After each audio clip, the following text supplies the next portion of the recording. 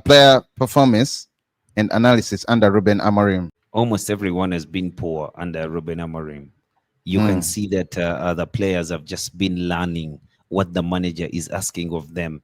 Actually, I applaud Alejandro Garnacho, because for me, Garnacho is a player who is technically he is good enough to actually be that player.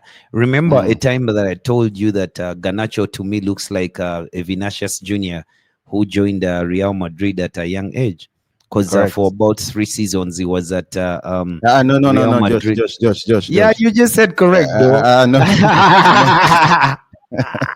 No. Yeah. No, believe you me. I mean, what I mean by that is wrong, Josh. no, what I'm Please trying don't to do mean that. is We what had I'm trying Aziz to and everyone. no, I know what I'm trying to mean is okay. The struggles that Vinicius Junior had at the time, if you looked closely, there was a very, very good player in there. He was just raw. Okay, so Garnacho is still that raw talent, but I like his ability to take on instructions, because every time he's played under Eric Ten Hag, Ruud van Nistelrooy, and now Ruben Amorim, and you can see the adjustment in his game. He struggles, but he tries to do the right thing. He tries to do what the manager wants him to do. So for me, that's a player who can get better. He can get better because he's taking on instructions. Recently, when Ruben Amorim has moved Alejandro Garnacho, under Eric Ten Hag, Alejandro Garnacho burst onto the scene, okay? He had a good season, scored a couple of goals and stuff like that. The next season, starts the season, Eric Ten Hag's side is creating chances after chances in every game. 21 chances in this game, 18 chances in this game. And most of those chances were falling to Alejandro Garnacho. And he was fluffing them. He wasn't scoring. He wasn't, Ruud van Nistelrooy, Eric Ten Hag leaves Ruud van Nistelrooy, comes on on interim basis. And you see a Garnacho who has sort of changed the way he was about himself. Okay? And Ruud van Nistelrooy leaves. Ruben Amorim comes in.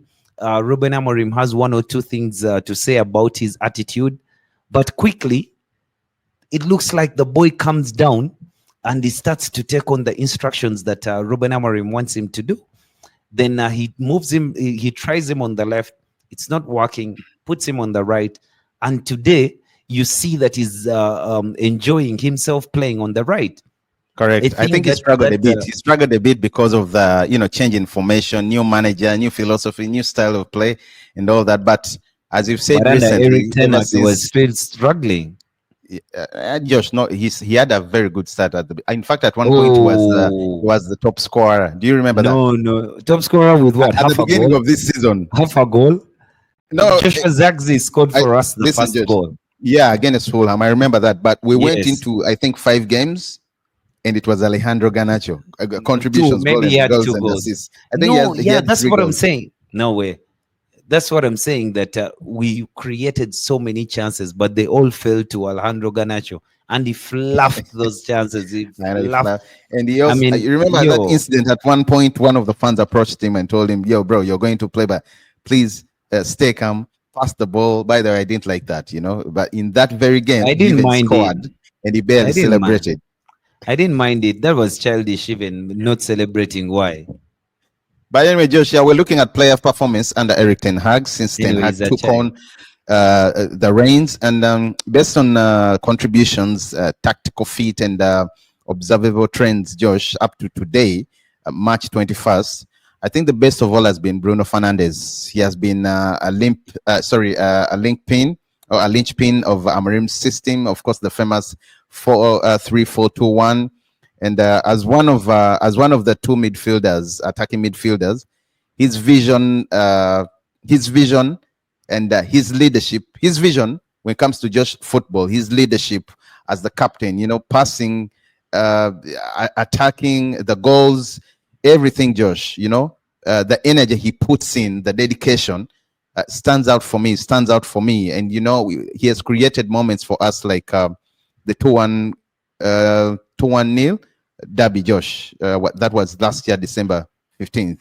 You know, he played so well. He played so well, and historically, around 7 goals and 10 assists by this point in the past season. But today we are seeing Josh more numbers on under Bruno Fernandes, and he shows that he's not stopping. He had a bit of a slow start, that is correct. Yeah, but recently he's improved. Under Amorim, he has flourished in the deeper his role. Possession retention has been the chance creation, Josh. It's just like he's perfect. Amorim has found that perfect person for his system because he's been very, very provocative, Josh. Although, of course, some people complain about his leadership, especially when we are losing, the way he throws rubbish. around hands in the air and all that. Absolute rubbish. I also find that rubbish. Absolute rubbish. That is actually what I would want of a player. I want you to be emotional. I want you to be hurt that you're losing a football match. I want you to care enough to actually scream at someone on the pitch. Correct. I mean, no. I have no problem. I also think so we've done Alejandro Garnacho and Bruno Fernandes. Then a quick one is Andre Onana. Andre Onana, since Ruben Amorim came in, has been the worst player of Manchester United. I think that he should pack his bags, and when he comes to Uganda to visit, he should find another club, because I don't want him at Manchester United anymore. You cannot win or progress in a top team with a keeper like Andre Onana. Andre Onana, I've always known, has butterfingers, but it is not. But at one point, you rated him so highly. Do you remember? No, yes, I did rate him so highly, but you see, maybe it is the law of diminishing returns. At this point, he has hit his, because I've always known him since he was a child. United has played against Ajax when Onana was there. You've seen him at Inter. He's always been that good guy, but I've always known a thing about him, that he has butterfingers. But he used to make very good saves and stuff like that. I know you may not blame Onana, because he's had to play with so many partnerships at the back, so maybe you can say he doesn't have the rhythm and stuff, and he's not secure with the people who are in front of him. But bro, there's some things that the keeper is the one to bail us out. I mean, there's no football team that does not get attacked. They are going to attack you anyway, because you're playing football. Even the other team came to play, so the keeper has to save. So Onana, please, out. Overall, Onana, I also think he has been very, very poor, and he should be one of those. He should be one of the players that should be leaving. Onana, Lindelof, Eriksen, all those players.